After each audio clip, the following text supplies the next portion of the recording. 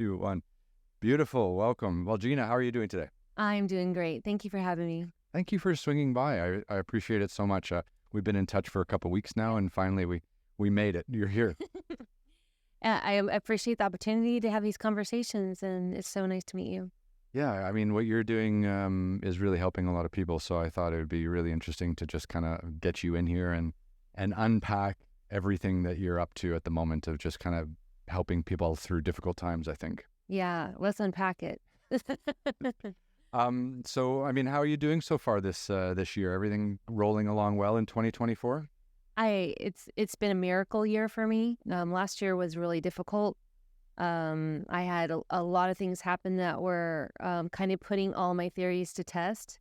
And in the middle of a lot of chaotic things, I got a book deal, something I wanted to do my whole life that everybody told me I would never do. And with the Swedenborg Foundation, all about healing suicidal ideation. And I looped in Dr. Amelia Kelley. I got Thomas Moore to write the foreword. It's coming out in June. And it's just blew up everything in my life in a positive way. So yeah, it's been amazing. And what is suicidal ideation?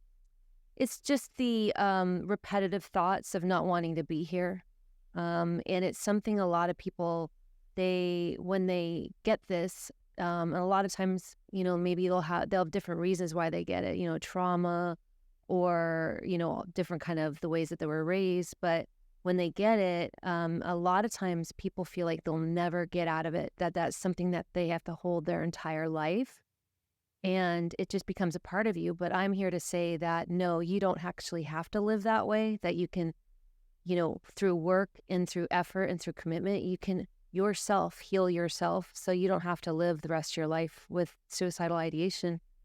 And that's just this repetitive thoughts in your brain, like, I don't want to live anymore, which is incredibly destructive. That's the worst. It's terrible. And for example, mine wasn't always around. What happened is I had a traumatic childhood and I hadn't healed it. And when certain life events would come, it would just all of a sudden go to the forefront of my mind. For example, a divorce. I lost a job. My best friend and I stopped talking. And then overloaded work, stress, feeling outside of certain social groups, never feeling like you belong. Then you start to create these negative self-speak. And, you kind of hum along usually, but then all of a sudden, boom, you lost your job or something. And, that record starts to play. So I would say some people are always in it, but some people are just on again and off again. But it's a scary thing because life is about conflict. Life is about obstacles. So they're going to come. So if you don't work towards healing it, eventually you're going to get to that negative place again. That's interesting. Yeah, no, it's not something I've ever really learned about or considered. I mean, obviously, people kind of have suicidal thoughts over time because people do commit suicide for a variety of reasons. But, having it kind of reappear and then disappear and then reappear and disappear is an interesting way of thinking about it. Obviously, people live like that, so it's got to be very difficult for them. But, I mean, how did you get into this in the first place? I mean, where did you, along your history, decide that you wanted to kind of help people deal with this specific issue? I never thought I was going to go down this road. I was in entertainment for 25 years and never felt I was doing my life purpose. And that was a part of my suicidal ideation. I never felt that I was thriving. My ex-husband, he's a singer in a band called Flogging Molly, which is his big band, and he'd always knew what he wanted to do. And he used to always turn to me and say, I don't understand why you don't know what you want to do. And I said, I'm sorry, but I don't know. And I would try all these other things, and then when I would try them, they not worked out. It just proved that I was a failure again, and then again and again, and nobody bought my script or nobody this and that. So I just felt just outside of success. And then I finally got tired of being tired. I got tired of getting close to, actually taking action. And I did have one attempt when I was with him.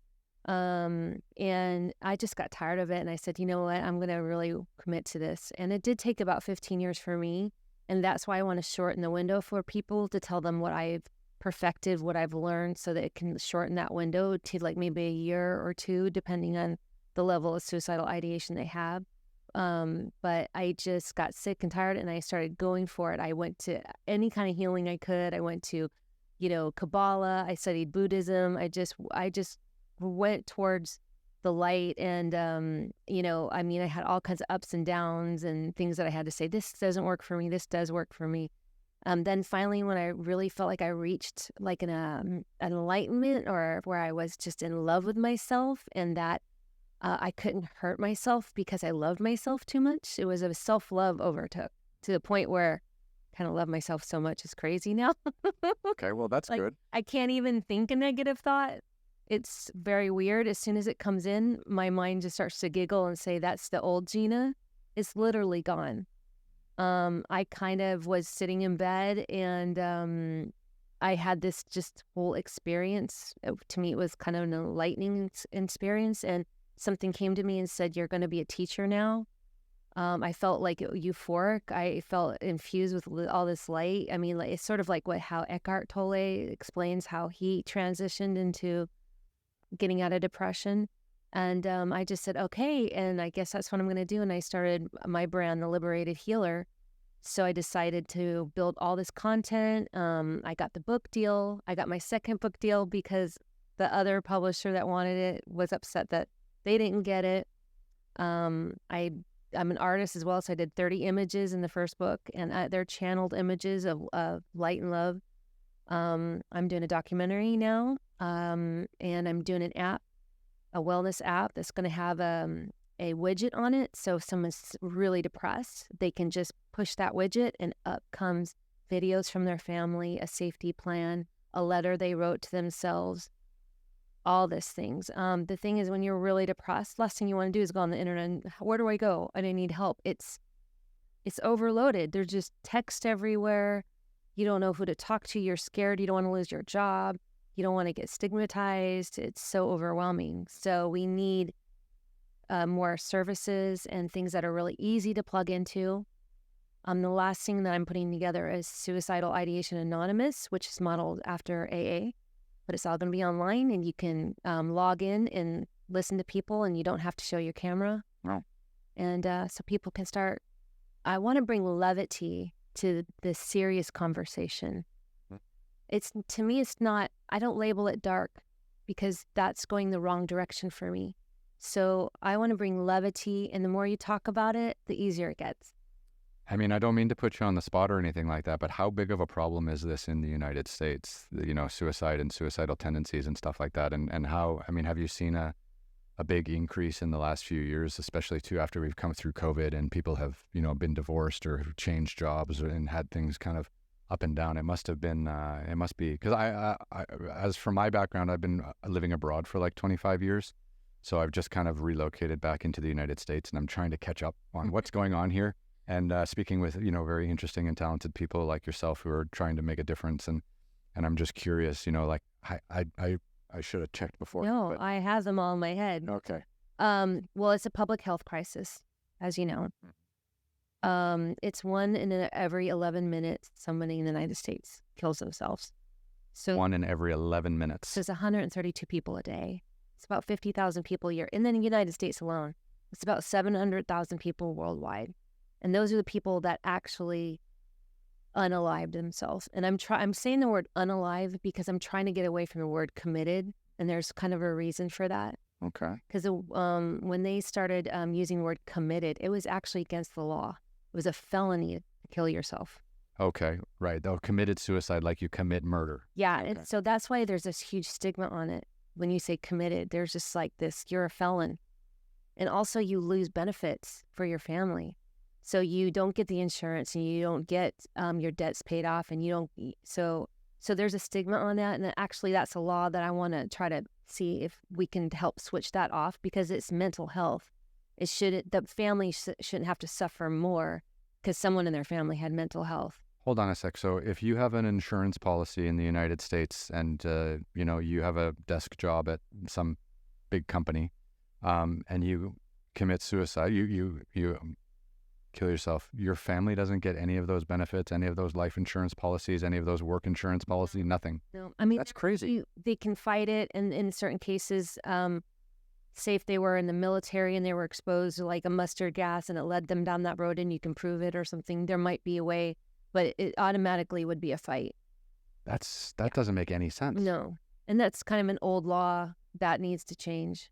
But that's where Absolutely. committed came from, Okay. because you were a felon. It makes no sense to make a felony it makes no sense to make a suicide a felony because there's no one to blame afterwards. Like it's They don't get their debts paid off like a regular, a regular death in the family. So, if you're a close relative or especially like if mother or father or something unalives themselves, their children have a 3 times chance of also unaliving themselves. So it's building it generationally. And it's just the military, they don't even tell us the real numbers in the military. It's really, really bad. especially for the veterans coming home. Yeah. Yes, it's actually very terrible. And the numbers are just absolutely staggering. And those are just the ones that unalive themselves. Then we have the ones that had an attempt, which is like 12.3 million. Then you have the ones that planned, that's like 7.1 million. And these are people that are have suicidal ideation because nobody talks about it. So we have no idea. I mean, it literally could be that 90% of our population has had a suicidal thought. I mean, it's huge. We don't know. Almost every single person I've talked to will pull me aside and say, "Can I tell you when I used to feel that way?" It's almost every time I have an interview, every single time. So people want to share, and it makes them feel better. It brings levity towards it. I mean, the stigma around this in the United States, especially what you told me about, insurance and having debts cleared and stuff like that, seems ridiculous. But I mean, is it more open now than it has been in the past? Like, are people able to, are they able to hold a job and talk to someone in HR saying like, I tried to, unlive myself or something like that? I mean, can they keep their jobs? Like, how does this even work? I'm hoping that in the next 2 years with all my programs, we can change this. We have to. We need it to go the other direction because 45% of people that unalive themselves went to see their doctor a month before. Oh my God. And they didn't get the help I guess they needed. The person that they trust the most. Yeah. So no, not at all. And men are 80% of the people that unalive themselves. So men struggle the most. Really? Oh, wow. And what about age range? Is it a lot of like teenagers or is it mostly adults? Like the fastest growing age range is 10 to 14. 10 to 14 years old. And there, that's why I want to do this documentary. I want to look at it in an intellectual way, not in fear-based way. What happened? What happened? Because say 200 years ago, when things weren't as complicated or as modern. I mean, as we got more modern, more medicine, more money, we've gotten more depressed. Yeah, no, it's almost comical, but it's not. Like, it's the fact that we've progressed so much as a society, but people are just kind of more sad now than ever before. Yeah, and so we just need to let people have conversations, let them feel safe, let them know who they can talk to, what is actually confidential, because there's a lot of things out there that say they're confidential and then they're not. Well, anything around suicide would be connected to like medical records, right? Which would be confidential. Yeah. But no. Yeah, well, 988 is supposed to be confidential, but if you say a certain amount of things, they will actually send someone to your house. What's 988? It's like the 911 for suicidal ideation, 988. So anywhere in the United States, if you're feeling like you're not happy, you can call 988 and get help. Yes. And is that a good system? It's a great beginning. And I think Biden just allotted a bunch of money to that. But it has problems, of course, because a lot of the people are volunteers. They get burnt out. They're not trained properly. There was a study with people on like an exit. Would you call them again? And it was really high. People said no.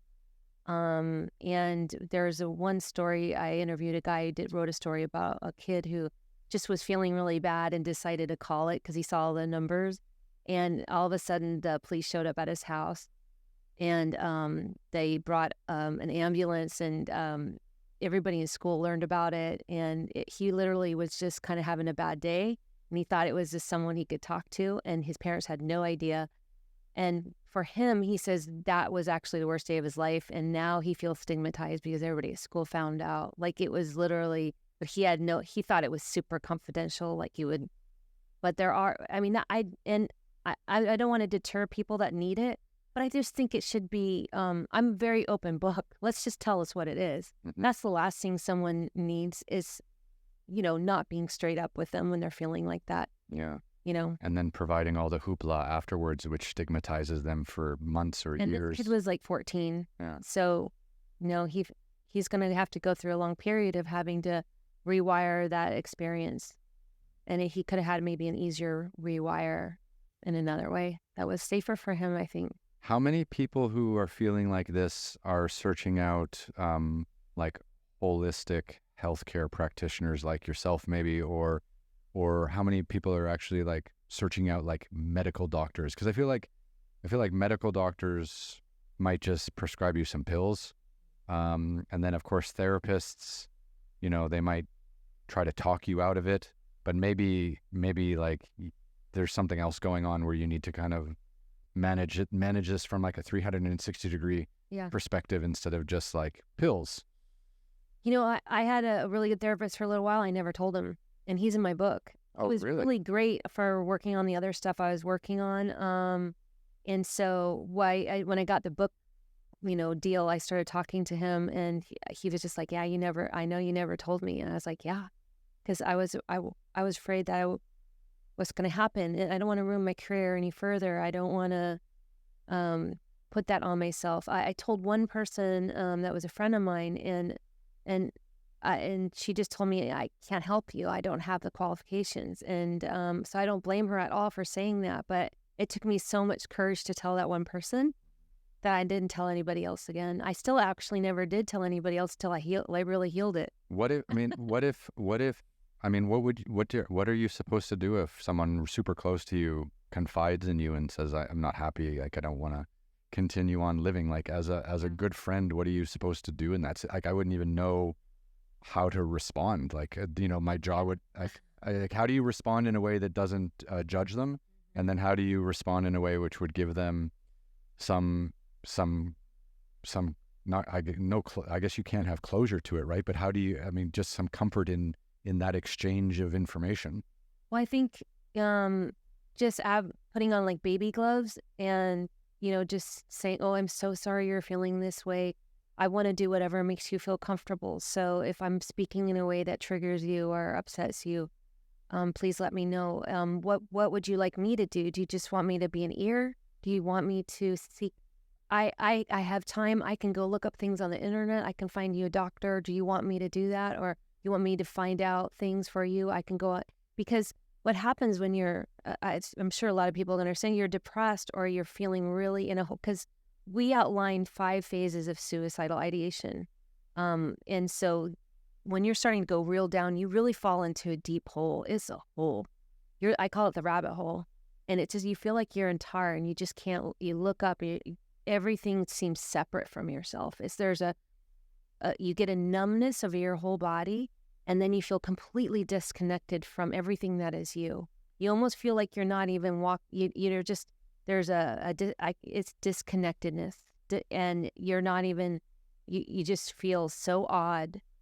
So when you're feeling that way, it's really hard to look for a doctor. It's really hard to look for resources, and plus you're scared. You probably have anxiety or triggered, and you got unhealed trauma probably. Maybe childhood trauma. If you don't heal your childhood trauma, like, this is going to come out probably at some point. So even people who have like family around them, like a spouse or some children, or they're holding a full-time job, like they can still feel this intense level of disconnection where they're not wanting to live anymore and not telling anyone. Oh yeah, we can only just look at, actually entertainers are a big number. So the number one is doctors and nurses who kill themselves. Doctors and nurses are number one. Lawyers and media personalities. Uh-oh, that's and me. then farmers. Oh, really? Yeah. Montana has the highest suicide rate in the country. Montana. And I lived there for a year. I call it dark Montana. Oh my God, no one would expect that. Well, they drink a lot there too, so it's a state known for that. But because men are the most category that unalive themselves, especially white men, especially as they age and they feel like they haven't reached a pinnacle of X, Y, and Z in their life, and they're not meant to talk. They have no. So really, Montana is supposed to be real hard men. So they decide to unalive themselves when they haven't. They starting to get a little older. They they had a divorce. Their kids are all grown or something like that. They lost the farm or whatever else. It seems like the only way out. What I mean, where do you? This is jumping way ahead a little bit, but we'll come back. But You have great questions, though. thank you. Where do you stand on like assisted suicides? Because I lived in Switzerland for a little while, and Switzerland is very far advanced in assisted suicides, and they have like hospitals that are like very nice where you can go to, and you basically sit down, you watch the sunset in the Swiss Alps, you drink the Kool-Aid, and you go to sleep, and that's it. And that's a service that they provide. Now, there's a psychological evaluation. There's a physical fitness evaluation. Most of the time, you have to be dealing with some kind of life-threatening illness, and that has to be proven, Right. and things like that. But at least those are still available for people. Like, I feel like in the United States, people are having even bigger problems, and there's no outlet for anyone. Like I said, I don't think it's technically illegal here anymore. I don't know the date that it changed, but yeah, we're not even anywhere near that. I think it's actually wonderful because I'm a spiritual teacher actually as well, because through my experience, I learned about energy and about my clairvoyance and how I manipulate the energy in my body to make myself feel good, especially with my own judgments and criticisms. And this is quantum physics, right? This whole energetic body. But I go a step further and I teach spiritual, how we're connected to our soul and what that means. And so for me as a spiritualist, I think the assisted suicide, if that's a soul contract that you decide, that's fine. If you're, like you said, if you're not making it, you're suffering. Even spiritually, I would say that this is 100% okay. Even though all of it is okay, but I would say that would be a contract and actually a blessing to let that person make that decision in a dignified way, the way that we do with our animals that we love. Mm-hmm. Yeah, right. Instead of just, because animals get very ill in towards the later days, and we put them to sleep, right? Yeah. Actually, there's some documentation of animals that commit their own suicide. So there was in the 60s, the dolphin who played Flipper, I think her name was Kathy. She actually, the person that took care of her said she just she was getting sick and tired and didn't want to perform anymore and didn't want to be alone, didn't want to be in a pool. And she just watched her just go down and just held her breath and unalived herself. So there is even animals. But the one thing that I like to say and what I tell people and is in the book is all life, the number one goal of all life is to live, right? 100%.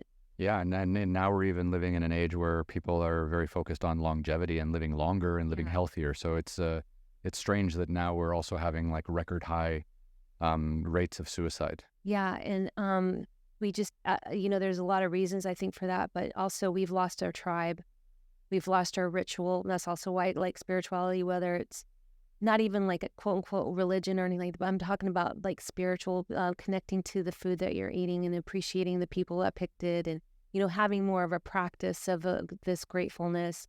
And then when you get old, you get thrown into an old folks home, or maybe having other systems where the kids need to go to the convalescent hospital and read to people in the convalescent hospital as a part of schooling, or how can we figure out, we're smart, we've done a lot of incredible things, we need to get back to the people, like what can we do to set up better systems? I don't think if we kind of put it out of our mind, we were only taking care of ourselves for a long time, and we just need to have these systems in place that are community based. That's why I want to do the Suicidal Ideation Anonymous, that is safe, is kind. You know, and I always ask people to please be more kinder on social media. I know when you're fighting for a cause, that's important because that's your passion, and that's okay. But there's probably about 99% of the text or the comments that maybe be really insulting other people or causing a stir that you really didn't need to put out there, that didn't really address your real passion, and to kind of like self regulate that, which is something I've done. And it's not easy, but you actually you get with practice. It gets easier, and then you realize that, like, oh, I'm not really going on any of that stuff, and getting a part of that energy, especially when we have the election coming in. I think it's a good reminder that something you might say or do might be the one thing that pushes someone over the edge. Is that something you want to be? You really energetically, to me, would be partially responsible for that in a way. You need to, and that's the energy you're putting out in the world. What happens is you actually do carry that. You really do walk around with that energy. So if there's times that we can just be kinder, in general, and just make that choice more often, it's a practice. But all of a sudden, you're just walking a lot more in just a gracious ways. And even when obstacles come, which they do, when you get to this place where you're very comfortable and happy with yourself, and you fall back in love with yourself, and you're starting to find your life purpose, obstacles come at me totally differently now. I used to tremble, like, oh no, something's going to happen. I can feel it. Like I'm going to lose my job, And living with that anxiousness. Yeah. And how am I going to deal with that? It's like a layered cake. I don't know if I can handle one more thing, Now I just see it every time it comes. I go, okay, I look at it and examine it. I ground myself. I have techniques. I have a toolbox. I listen to music, I run my energy, I do my own thing. And then okay, now we can look at that.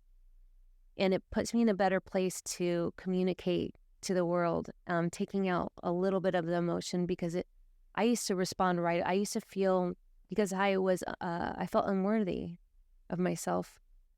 So if someone, say at work, wrote me a really bad email at work, you did this wrong, you're just, I would just take it, and I would just get so upset, and then I would just respond back. And then it was never a great response. No, it never is. Yeah. But that's also a part of self-love. Just going, I can give that 10 minutes, 15 minutes, even a day. And I practice that now. I'm like, let that go. And I'll go home. And then the next day, I write something completely different. And that shifts the energy for the other person as well. Oh, for sure, yeah. But that is a practice. And I think that as a community, we start doing that. It might not seem like big changes, but I think it will. Mm-hmm. Because it's like one drop of water, and it just builds out, and everything around you gets a little kinder. A little kinder, yeah. We could use a lot of it. One thing I'm really curious about is, obviously, I've been around a while, and over the last 30 years, so let's say going back to 2024, so let's go back to 1994, right? Okay. The internet was just getting started. So I feel like in the last 30 years, a lot of community has moved online. So I feel like, if you were religious, you would go to church, you'd have community, you'd have support if you needed it. If you, were in an educational institution, there you could find some support and you'd have a community there. If you're working, you'd have that. But now I just feel like all of it's online. Like no one's hanging out anymore. No one's building real communities. Nobody's even making bands anymore. I mean, that's why, you know what I mean? Like garage bands. We need garage bands to come back. Yeah, because to deal with all these mental health issues, I guess, people need to let off some steam and be creative. I don't know. It does seem like as our technology increases, there's less community and there's less support for people who really need it. And you know what, though? We've made incredible feats. We can make this feat again. We just have to, as a collective, say we need to build these programs. We're smart. We, like I said, there's just so much we can do, but we all have to agree a little bit. We're grand everything, but we all have to decide, yeah, this is not good. What are we going to do with that money? And we have to monitor the money because it really does go usually to a lot of salaries and a lot of other things. And People like myself are struggling to get grants and, having a hard time getting support, and where a lot of support goes to a lot of other things. And I think it's interesting online, though. I joined a lot of suicide prevention groups, and the numbers are staggering. There's one group I have that I'm in. It's like 1.5 million followers. Okay, is that Facebook? Yes. Oh, wow. So they're following suicide prevention, and they're communicating. And you see people trying to help people. If they're like, I need someone to talk to now. People are trying. They're like, please stay with us. You see like 50 comments. They really are. And then people will start seeing me. They maybe heard about me. Then they'll send me a side message. Of course, I'm like, okay, here's some meditations. Here's some links to books.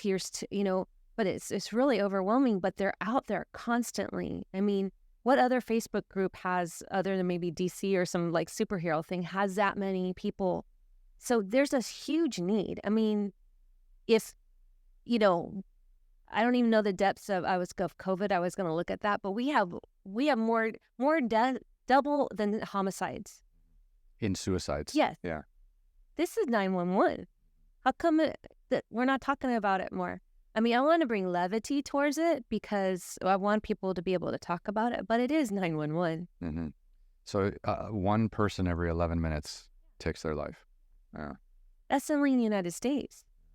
I mean, the highest, in the documentary we're listing out, but every country has different things too. Like Russia. Russia's pretty bad, actually. The youth in Russia, the young boys, it's insane. It's the highest. China is, Japan, South Africa, South Korea, all kinds of stuff. In North Korea, it's illegal, of course. And then if you do unalive yourself, they'll punish the family. I mean, there's all kinds of really, things about it. But like I said, worldwide is about 700,000 a year. 700,000 people a year. Wow. And the U.S. is 50,000 of that. And there's 1.5 million people in a Facebook group who all need help, and people are trying to help them through the internet. But yeah. And I really implore those people. I'm like, oh my God, they're really trying. I mean, please help me. And I'm like, that's kind of why I want to do the app, because it'll connect healers and doctors, and but I also added in a way that big brands or any kind of brand could come in and sponsor healing. So they would give like a token, which is like $100 is one token. And so they could give like a practitioner like me $1,000, like that's 10 tokens. And I can hand out healings, and I could say, hey, today Target paid for your healing. Because they need other way. I was trying to think of who has the money, who wants to, these are their people that actually shop at their store that need help. So I'm very good at big picture thinking. And I want to build this 360 ecosystem that just kind of like we could just add it on and doing that. And I think that widget's really important and I came up with that idea because a lot of people said, what made you stop it? And they said, well, I wrote a letter to myself and I keep it in my pocket. So you'd have the letter to yourself. Then you might have videos of your kids like that ready to go, like in there, if like I have feeling like I want to jump off this bridge or something, you got, and then a safety plan that has your doctors or people that you've talked to, or your favorite music. Like for me, music really changes me. I put on music right away, meditation music, as soon as I wake up. I need that low hum because I have triggers and I still have trauma, and they're going to come. But it's okay. I'm not afraid of them anymore. I have tools. I just go, okay, all I have to do is do this. That works for me. But everybody has their own journey, so you have to create your own tool set that speaks with you. I think that's the hardest thing, is like customizing these tools for each individual case, right? Like that's the thing I think that makes it just feel so overwhelming, because everyone's trauma is so different. It's hard to kind of put it into a one-stop shop. Yeah. Yeah. The kids that I've worked with, they seem to get the healings really well, though. As soon as we start grounding and meditating, and then I show them, I was like, that star up there, that light, that real bright light. I said, we're going to take a little bit of that star, and I want you to look at it. And I was like, that same bright light is the same bright light that lives inside of you. And then they go, really? Aren't you pretty cool? I'm pretty cool. So they get it right away, and they kind of heal a little faster, especially when you show them things like that. How helpful is suicide prevention when you're dealing specifically, I guess, with kids, but you're not looping in like the whole family? Because I feel like so much of a person's negative feelings about themselves, which could lead them down the road of taking their own life, are actually reinforced in some ways by the closest people around them, like a spouse, like parents, or a friend group. And as much work as you want to do on that one person, actually the work has to be done on the community who is around that one person. And I'm just wondering if you've come across situations like that also.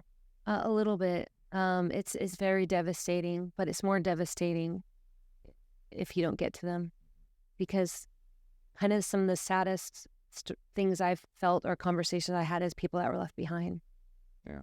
And honestly, the grief is insane. And I always say grief needs a witness. So please go and find a group to talk to. That's the number one thing.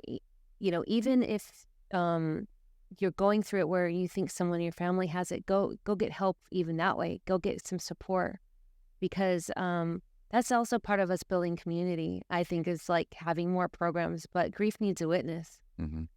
So, like, for example, if you're an alcoholic, you can go to a program where you can show up at a meeting and, tell people your story and feel support from other people in the room. But I feel like, is there even something like that exists for suicide? I just started it. That's it. And you want to start like a face-to-face interaction. Well, I think I want to do online first because it needs to be anonymous. And so you can just not turn on your camera, and you don't have to even put your name in the little thing, and see where that goes. It's kind of interesting because, AA really was started in the 50s, and it was very shameful to be an alcoholic back then. So it needed to be anonymous, right? That's strange, because I thought everyone was an alcoholic back then. Like, I think everyone's attitudes towards alcohol was much more lenient in the old days. Yeah. Yeah. No, but it was like, you're an alcoholic, it was really bad. So it was shameful, a lot of shame around it. And it still is. I'm not saying there isn't, but it's different now. There are, you hear a lot about people who might have alcoholism and they quit, and then it's not as, there's not a stigma. They're still going to be able to get work and create a family or build the life that they want. And during COVID, people even made jokes about drinking at home while working, taking care of kids, and having cats on their lap while they were doing spreadsheets, and it became almost like a joke. But people were really suffering, I think. Yeah, and alcohol, we don't have to talk about how hard that is on people. But yeah, I think this is like the next. This suicidal ideation is the next thing that, like alcoholism was in the 50s. It needs help now at that scale. And AA is a huge organization. I mean, they probably have 3,000 employees, and just employees, and it's a nonprofit. And we need to probably be that big, and I'm one person right now. I'm curious how frustrated you are by the fact that we have all these billionaires that are like going to space, and not one person wants to be like, let's significantly reduce American suicides. Yeah, my heart breaks. I would like to get one meeting with one of them. I'm a pretty good salesperson. I think if I can get to the right meeting, what I'm trying to do right now is get into the right meetings. And, that's why I appreciate, meeting with people like you and giving an opportunity. The book is really great because it's a workbook, and I wrote it with Dr. Amelia Kelley. She's a trauma-informed therapist. So I had this idea to write this book, but when I was writing it, I was thinking, I'm just a girl who healed this in myself, and I have spiritual teachings. It's not enough. So I had her on my podcast, and something just came on me and just kept saying, ask her. I went, try this book with me. And she's like, yeah. So it was a miracle. And so now she talks about things that are very doctor informed, very intelligent things. I talk about my memoir story, and sort of, I had to. I didn't mind doing it, but about, kind of my abuse as a child, and like how I got into the, feeling worthless. And then, my divorce from my husband was really, took me years to get over that. But we fought for this, and we got it, where we turned it into a workbook. So anybody who say don't want to tell people or just want to work on it privately, there's safety, but there's safety plans in there. There's all kinds of answers and questions and things like that. So it's really an all-encompassed book that you can kind of do privately. And in the back is a ton of resources. I put apps in there and all kinds of different things. So, it's a good first shot. And the Swedenborg Foundation actually published it.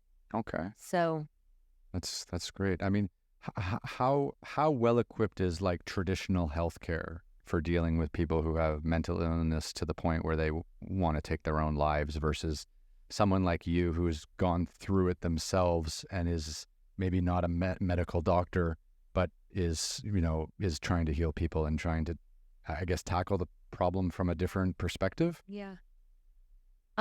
Again, I just think we have to come back together and figure out new ways, because if 45% of the people don't tell their doctor a month before they do it, I mean, that's a number. That's a real number. That's insane. Like that makes no sense to me. Like, that's people that unalive themselves. Who's going through that right now?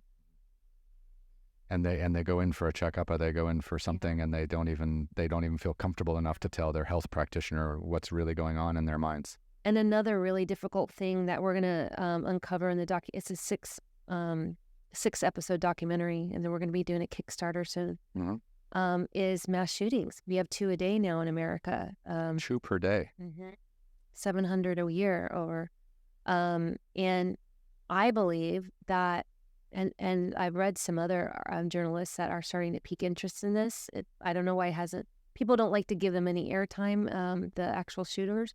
But just like the FBI went in and found out about serial killers and what was their patterns, we need to do that about mass shooters. And I believe they're suicidal before they become homicidal.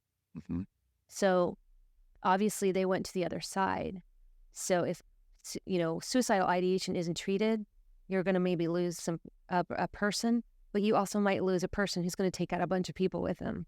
Because homicidal tendencies where you're doing something that might also lead to your death is also kind of suicide. Like, yeah. I'm going to take out a whole bunch of people and myself. Yeah.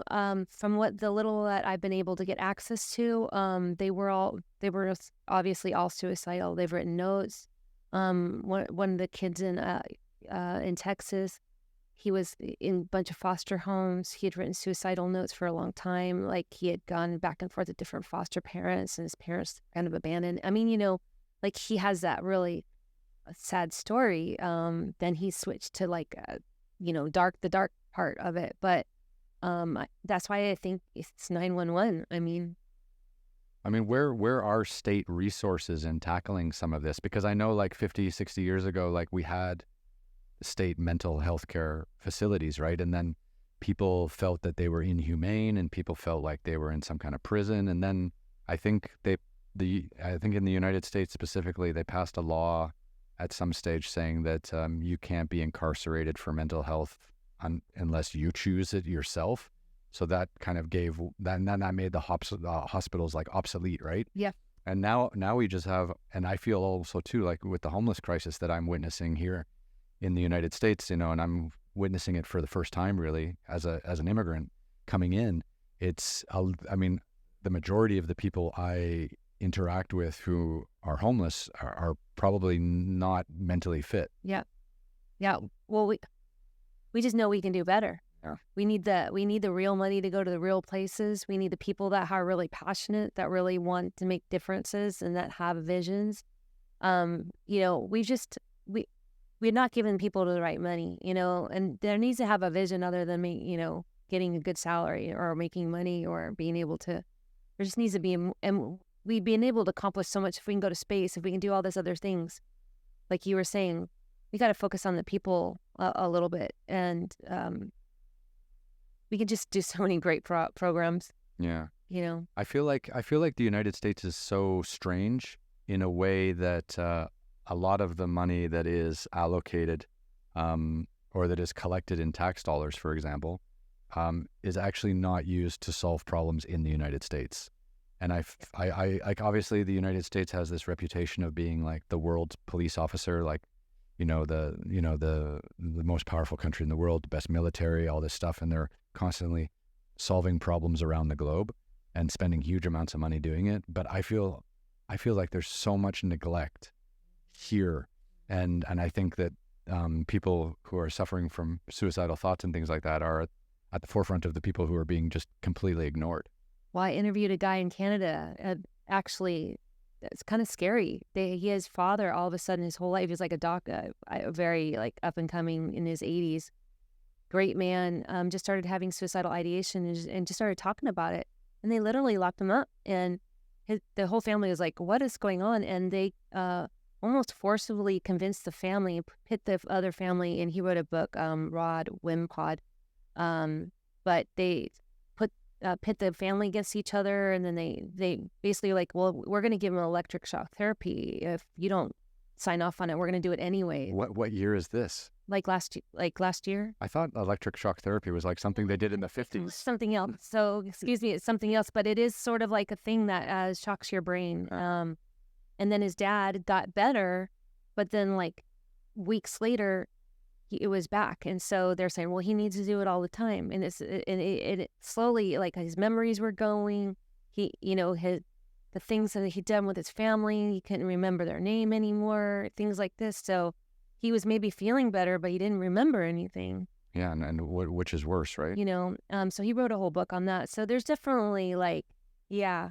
And that's their socialized medicine. I'm from Canada. Yeah. So, but I haven't lived there for a very long time, so I'm not 100%, sure how they're dealing with this kind of mental health. Talk about it here. I mean, when I try to find out, they don't tell me. It's like, well, find out. Maybe I have to actually pretend that I am to see what happens. But I mean, as far as I know, if you say you're a therapist, you tell that to your therapist that you are actively suicidal, they'll put you on a 5150 hold for 3 days. What's a 5150 hold?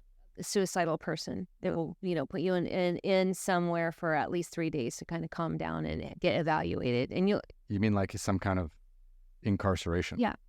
Well, that's not helpful either, is it? Because then you don't want to tell anyone because no one. That's why nobody tells anybody. That makes no sense, because if you're working and you've got kids and a spouse, and then you're feeling like you want to end your life, and you tell your therapist, who should be one person who's looking out for you, and that's safe space. Legally have to. The therapists are at a certain level, and of course, I'm not a doctor, so I'm not commenting exactly. You guys, we have to find that out yourself. But they're responsible at a certain. When you say certain words that there's need to notify, there's a protocol for that. Oh my God! Yeah. But of course, nobody wants to say anything. Yeah, it's like it's the one person we should be able to feel safe in and stuff. So I don't know the exact answer for that, because I would like to get like a round table of people that are very smart. We can ask like, Dr. Gaber or Dr. Joe Dispenza, or there's amazing people out there. Jordan Peterson. I mean, he probably has a few ideas. They're probably very controversial. But he probably has a few ideas. His educational background, and we just need to do a round table and say, hey, what's the way to get around that to actually help somebody? Yeah, because incarcerating them for 3 days to calm them down is a luxury that most people can't afford. Like, people can't be taken out of work for 3 days. If they've got kids, they can't just disappear for 3 days. I mean, you think about single fathers and single mothers, like, if they're really feeling terrible, like, they can't just disappear. Well, how's to say you're not going to lose your job after that? Or whispers. It's true. Yeah. I didn't tell anybody because this last thing I already had, I already felt like my life was terrible as it was. I'm going to add that to it, Yeah. Having that social stigma, having to go to work the next day knowing that, you've been in a mental health facility because you... Yeah. Yeah, that's the worst. Yeah. And, we have to do it. Number one, we have to do it for the children. Because if we're not going to do it for the adults who are suffering, we at least have to do it for the children. We have to show them a better way. Well, the adults have to stop taking their lives so it doesn't become hereditary, right? Because like you said, if the parents are doing it, that one of the children has a high risk of doing it too. So you're just passing it down to the next generation. Yes. That's not good. But there is way, I like to quickly go back to some of the ways, like there is ways that when you commit, you have to commit to yourself to moving forward, and whatever that takes. And there's all kinds of different ways. I even created a second self in a way, that like my own version of my best friend that was always looking out for me, and almost separate. even now I still have like a separate mind. It's like interesting. I've kind of created this separate mind sometimes. If something comes at me and even one of my family members just recently she just didn't like something I said online and says, "You love being the victim," to me. Really? And this is my cousin. And That's not so nice. I know it was really mean and it was a bad situation. I actually, when I was writing this book, I had one of the worst years of my life last year. My boyfriend kind of schemed to get all my money. I just sold my house, and so he saw dollar signs. He had another girlfriend I didn't know, wound up taking all my money. I was living in Montana, weirdly enough. Yeah. I tried to come back here. I didn't really have anywhere to live. I was living in a trailer, my friend's trailer, and I got the book deal. So I'm illustrating and writing. I just lost almost all of my retirement, living in a trailer. That's still costing $2,000 a month, by the way. It wasn't cheap. And I got this book deal. And all along, I never got suicidal. So for me, it was sort of a blessing. I went, yeah, it was my final test before I put this out in the world. Are you really healed? Yes, I am very healed. Because if anything was going to take me out, it would have been last year. I got all my stuff stolen. He threw away all my photo albums. Oh, it was awful. Miserable. It was really just this terrible thing. And then even my people that are close to me are like, that was some biblically like bad stuff that happened to you. Like it was like everything wanted to kill you before this book came out or something. And I was like, it did feel like that. But I never beat myself up over it. I had this second self. I'd be like, girl, that's not you no more. You're not going to talk. You're worthy. What you're doing is important. I really changed the way my brain speaks to myself. That's good. I don't know if this is a medical, anything useful at all, but I kind of do believe in karma, right? And if you treat people like shit, it does come back on you and you will get... Well, you carry that energy. Yeah. And there's no free rides. Yeah. And I've worked out some of my bad things I've done. Nobody's perfect. I'm still working them out, but I'm just saying, no, I agree. That's the way it is. Yeah. No free rides. That man is in trouble at some stage.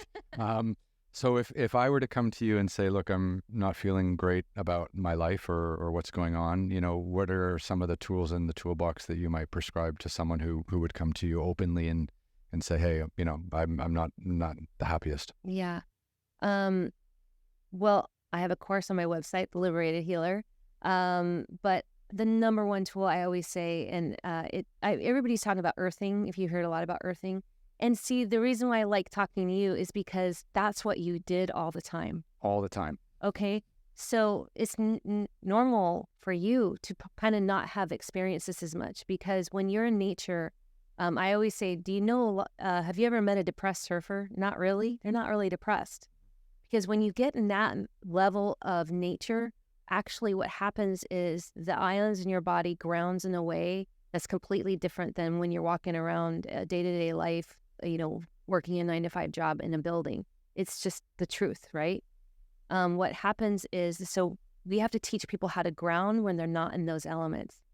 And it literally is, I use this analogy all the time, and it really helps people because 90% of people are visual.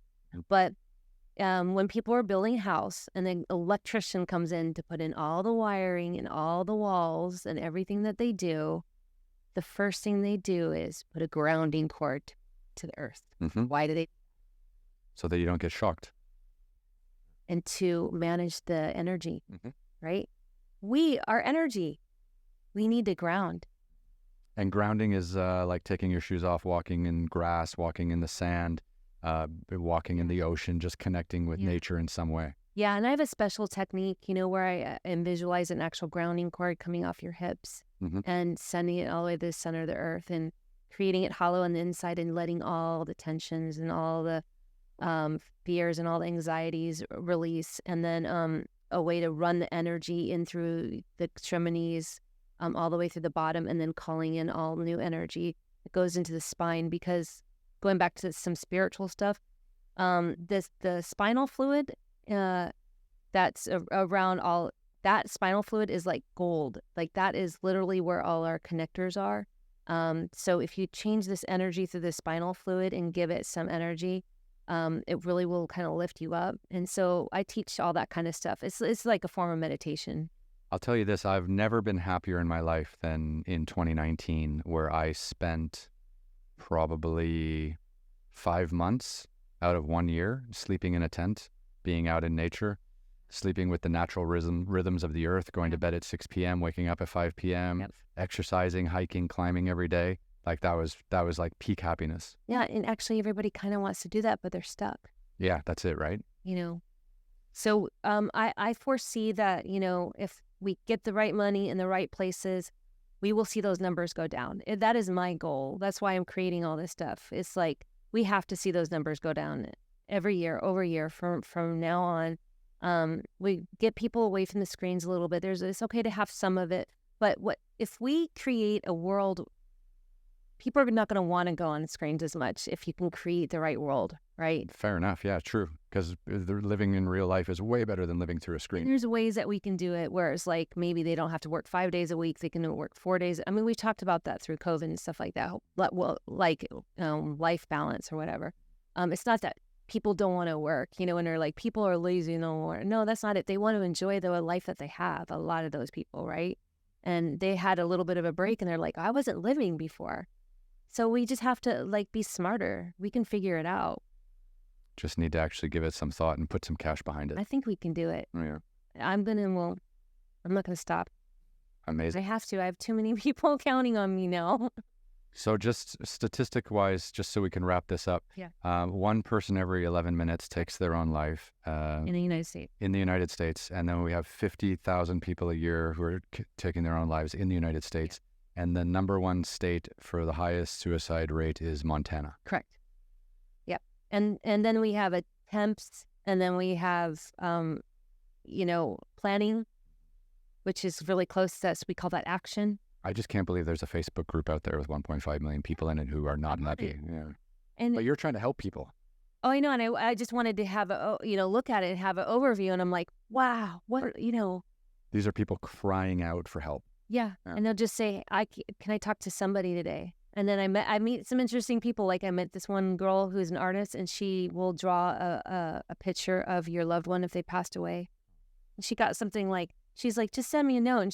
And I was like, I love what you're doing. And she's like, I just got 250 requests or something like that. And so, yeah. So.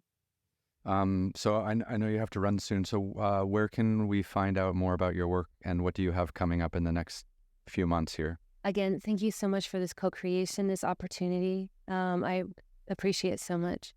I'm learning a ton, and everyone else is learning a ton, because I knew, you read some headlines here and there, but you don't really get the full perspective unless someone sits down and talks with a professional like yourself. So. Yeah. The book comes out June 26th. It's in all retail, Walmart and everything. What's it called? Surviving Suicidal Ideation, from Therapy to Spirituality and a Lived Experience. And it has some of my memoir tale in there and my spiritual practices that worked for me. And from the doctor. I have a second book coming out, Healing Suicidal Ideation. That'll be out around Christmas, called The Handbook for the Living. That's a good one. Taking off the Tim Burton movie, of course. Anyways, I love movies. And then the Liberated Healer is where I have my coursework for the first meditation one is about 3 hours of coursework. It's only like $69. But that is the core foundation of what I teach. The liberatedhealer.com. Yeah. Okay. And then suicidalideationanonymous.org. That's where I'm trying to get grants right now. I'm in the process of getting maybe $500,000 for that. I have an app. I have a whole business plan for the app. It's called Wellbeing 360. And we're seeking $3 million to complete that, to get the whole team up and running. We've already got a business plan and even design started.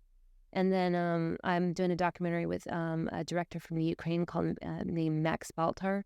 And we're doing a 6-part series. We're talking about kind of the history of suicide. Where did we get there? And also we're talking about the blue zone, almost like the blue zones. Where is the happiest places to live and why? And uncovering those a little bit. Talking about mass shooters again. Talking about like 988 and where the money is going and breaking that out. Because I believe as we intellectualize what's happening, if we start to feel better. Because I know that for me, I need to know. I need information It's like I need to intellectualize what's happening to me. Why am I feeling this way? And so as we do that, levity comes.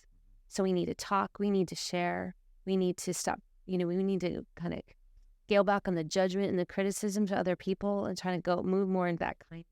I think since we've come out of COVID, I feel like mental health issues have really become more mainstream, and people are opening up a lot more about like depression. But I still feel like suicide is way off limits for people to like open up about. Like I feel like it's like mental health issues have come pretty far, I would say, in like the last 10 years. But it seems like there's still like this last mile to go, which is still huge. Yeah. Yeah. And the last thing is that beautiful light is in there, each one of us. Please do not make a permanent solution to a temporary problem. Yeah. Please, please, please, please, please find other ways. Well, thank you. Thank you so much for meeting me today. And now we can move to this one. And Sheikh, thank you so much for coming by and explaining all that. Have a great day. You too.